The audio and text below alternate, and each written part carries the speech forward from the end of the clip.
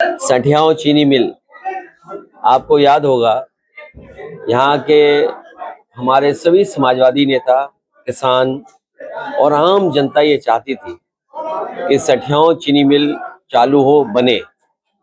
आपको याद होगा रिकॉर्ड टाइम में समाजवादी सरकार में सठियाओं चीनी मिल बनी और सबसे आधुनिक चीनी मिल थी यही सठियाओं चीनी मिल। इसका विस्तार और होता, जिस तरह का बाजार बन गया है कि एथेनॉल लगातार मार्केट बढ़ रहा है, एथेनॉल के लोग मुनाफा कमा रहे हैं, या इसके जो बाई प्रोडक्ट्स हैं जो और भविष्य में बनने थे, बिजली बननी थी, फर्टिलाइजर बनता है यहाँ पर, बायो फर्टिलाइजर होता है यहाँ पर, और इसी तरह एथेनॉल का भी काम शुरू हो जाता, जो कि न केवल यहाँ के आसपास के किसानों की बल्कि अर्थव्यवस्था जो आपस है लोकल, उसको भी कहीं ना कहीं लाभ पहुंचता। लेकिन जितनी समाजवादी सरकार में कोशिशें हुई, उसके बाद से पूरा काम ठप पड़ा हुआ है। यहाँ पर भुगतान से लेकर के किसानों की मदद ये सरकार नहीं कर रही। इसी तरह ये एक्सप्रेस वे बना था, यहाँ के पुराने नेता सब जानते होंगे, हमने सबने मिलकर के विधानसभा के सामने शिलान्यास किया था, और जिस डिजाइन, जिस टेक्निकल चीजों के साथ जितना खूबसूरत ये एक्सप्रेस वे बनना चाहिए था, उतना नहीं बनाया। और इसके आसपास जो विकास होना चाहिए था गरीबों और किसानों के लिए, वो भी मंडी या सुविधाएं नहीं दी। अब समय सरकार का नहीं बचा है। इसने जहां महंगाई बढ़ाई है, बेरोजगारी बढ़ाई है, और इतना करप्शन हो रहा है जिसकी हम और कल्पना नहीं कर सकते। करप्शन पीक पर है, अन्याय पीक पर है।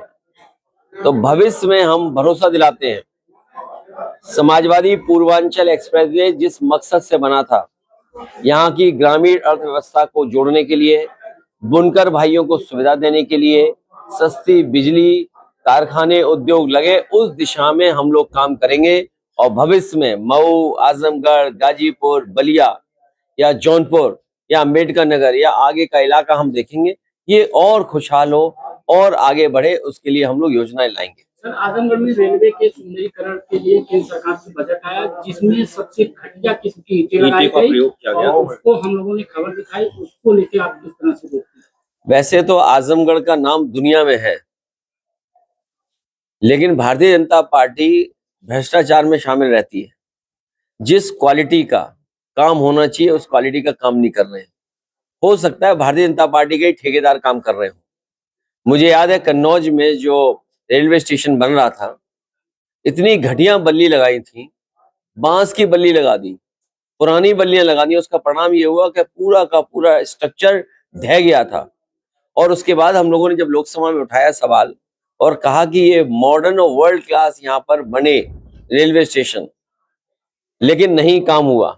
आजमगढ़ की जनता ने नेताजी हमें और समाजवादियों को कई बार चुना है, और धर्मेंद्र को भी अभी चुना है।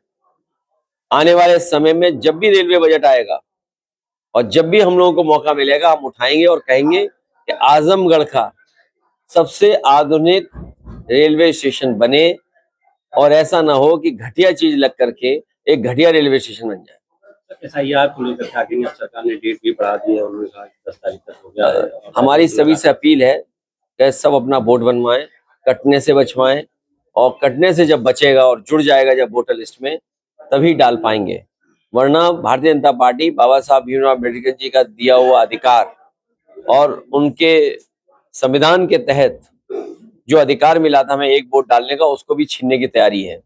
ये SIR तब हो रहा है जब बीजेपी हार गई, और SIR जानबूझ करके ला रहे हैं क्योंकि इन्हें तमाम मुद्दों पे बहस नहीं करनी है। बेरोजगारी, महंगाई, भ्रष्टाचार पे बहस नहीं करनी है, लोगों को उलझा के रखना है।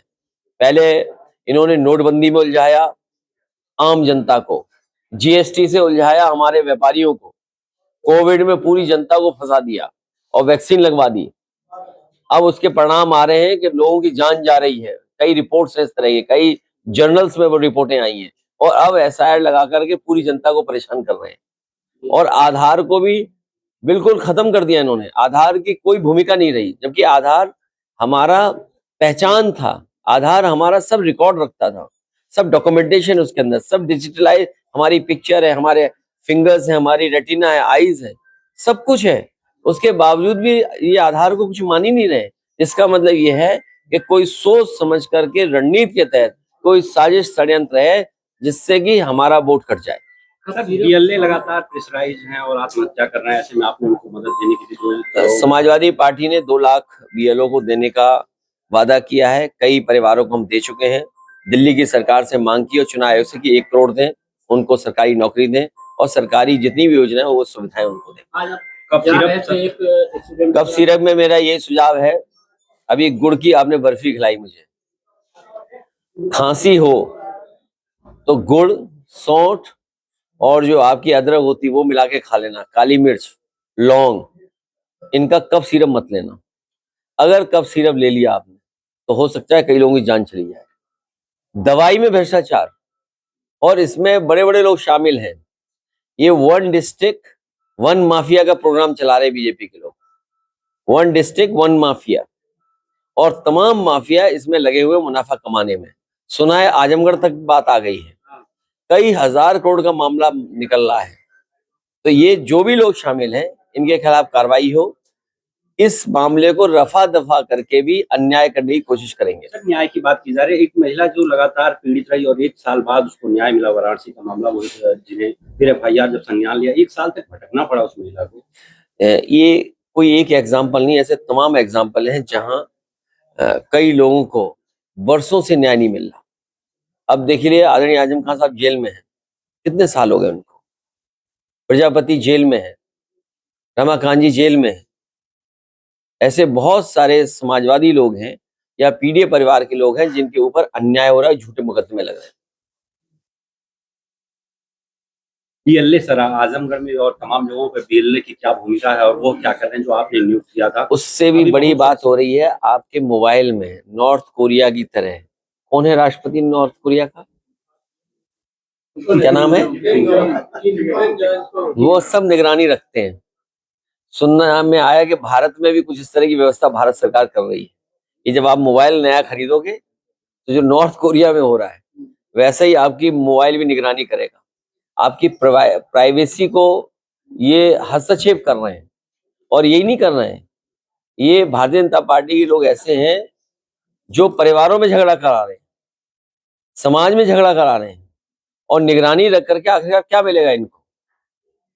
अभी आप लखनऊ से मऊ जा रहे थे, इस दौरान एक महिला को अपनी कुछ सहायता राशि दी। नहीं, बहुत दुखद घटना हुई कि कोई बस आकर के उसको टक्कर मार गई जिससे उसकी जान चली गई।